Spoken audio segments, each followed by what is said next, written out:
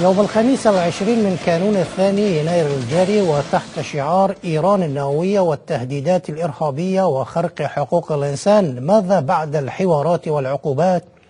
عقد في واشنطن مؤتمر موسع لكبار المسؤولين الأمريكان السابقين من كلا الحزبين في حكومات كلينتون وبوش وأوباما الرؤساء الأمريكيين خلال 18 عاما مضى، دفاعا عن أشرف وطلبا لشطب اسم مجاهد خلق من قائمة الإرهاب أقيم بواشنطن.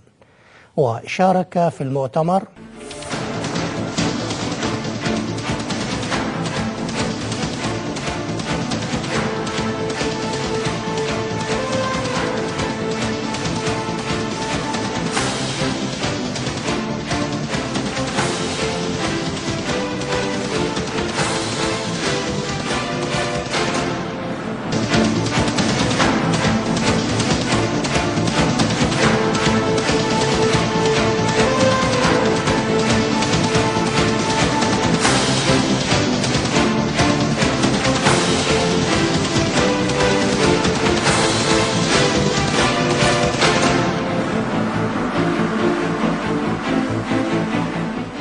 We are, as a matter of policy, bent on making sure that Iran does not achieve the same thing. The second reason, and the second danger that eventuality would pose, if in fact it does happen, is the fact that it would trigger a nuclear arms race in the Persian Gulf. And that is also fairly certain, a fairly certain outcropping of that first eventuality. I know of no time in the past 15 or 20 years when this country, where the Arab world and the Europeans have been as united as they are on this particular issue. Thank you, Senator Torricelli. And I think it's important that we embrace those movements of freedom. Secondly, with the MEK, I think it makes sense to take them off the terrorism list. The third is the Camp Ashraf situation. Obviously, we've got to find ways to protect those Iranians that are there. I think it's inexcusable that we're not doing it. Talk about having leverage with the government of Iraq. We do have it.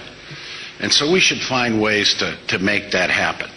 But I think sanctions is a tool that has to be refined and continued.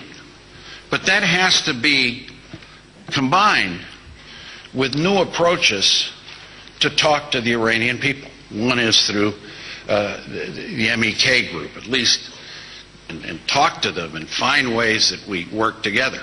The other, obviously, is protecting the rights of those at the camp. And the third is, how do we communicate with the opposition in America, in Europe, in Iran? We are looking for things in this town, for policy objectives and outcomes that we would like to be shared by both sides of the aisle, and I guess it's a very important and a very visible statement that these Republicans and these Democrats haven't worked for. Republican and Democrat administrations feel unanimously that the designation of MEK should be lifted and should be lifted now. Again, I don't quite understand the inconsistency in the policy. And as we say time and time again, both publicly and privately, the resistance in the MEK, they're not looking for money. They're not looking for arms. They just want the freedom to speak. They want to be delisted and take action into their own hands. We need to do that for them because time is running out. Fought for, believe in. Remember, they relinquished their arms. They're protected under the Geneva Convention. And we have to send a message to al-Maliki and to the Iraqi government. The United States troops handed responsibility of protecting these individuals who are protected under the Geneva Convention to you. How can you tolerate those loudspeakers? And what about these incursions that precipitated some problems inside Camp Ashraf? You must heed the admonition. You promised to protect them under the Geneva Convention. Right now, one wonders the sincerity of that initial promise. There are about 3,500 members of MEK who now live at a place on the border of Iran, in Iraq, that is known as Camp Ashraf. And although it's referred to as a camp, city would be a better description. These people fled Iran and set themselves up near the border so that they can live and support efforts to free their country. On January 7, 2 days after a visit to Baghdad by the Iranian foreign minister, the residents of Camp Ashraf were attacked by people acting at the direction of the Iranian Quds Force stationed in the Iranian embassy in Baghdad in cooperation with officials of the Iraqi government, and many were injured seriously.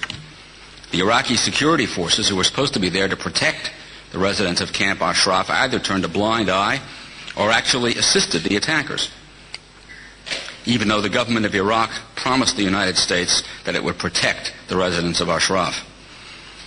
Those Iranian forces, supported by Iraqi forces, have placed at the gates of Ashraf some 180 loudspeakers that are used to threaten and harass the residents day and night, 24 hours a day, and to prevent them from sleeping. Now, this is history repeating itself. We've seen this before.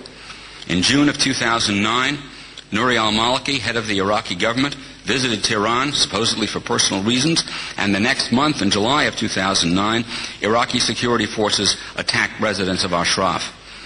To add insult to the United States, to injury that was suffered by the citizens of Ashraf, that attack took place during a visit to Iraq by Defense Secretary Robert Gates. It's pretty openly acknowledged that the reason MEK was placed on the list during the Clinton administration was to curry favor with Iran and to use the designation as a way of entering into dialogue with the Iranian regime. And I'm sorry to say that even during the administration that I served in, we kept it on the list of designated organizations, which, by the way, includes the IRGC, the Iranian Revolutionary Guard Corps.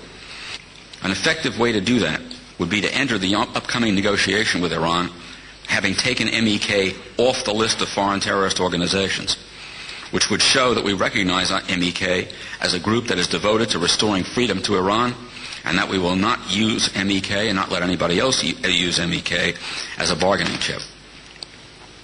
I thank you very much for the privilege of speaking to you. One thing we should no longer do, and in this I join the others on this panel, is keep the MEK listed as a terrorist organization.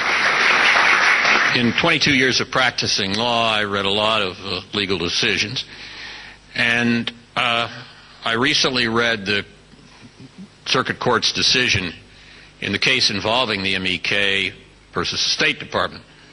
And this eloquently and well-written decision of last July by the D.C. Circuit effectively says quite bluntly, although it doesn't use this particular analogy, that what the Department of State has done is what the Red Queen does in Alice in Wonderland when she is asked if first we're going to have the trial and the verdict and then the execution.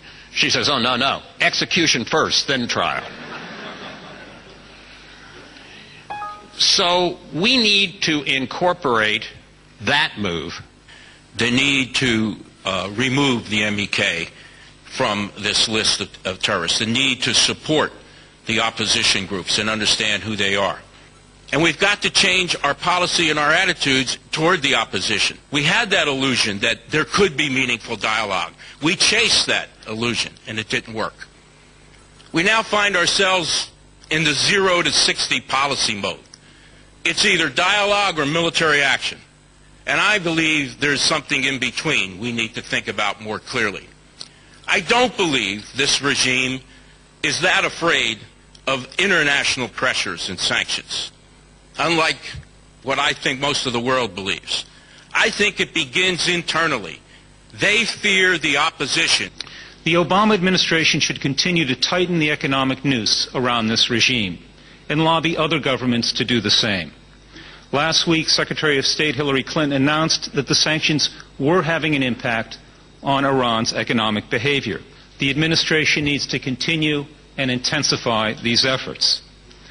Second, the United States needs to target its criticism at Iranian leaders and policies, and not at the Iranian nation. A good first step would be delisting the MEK.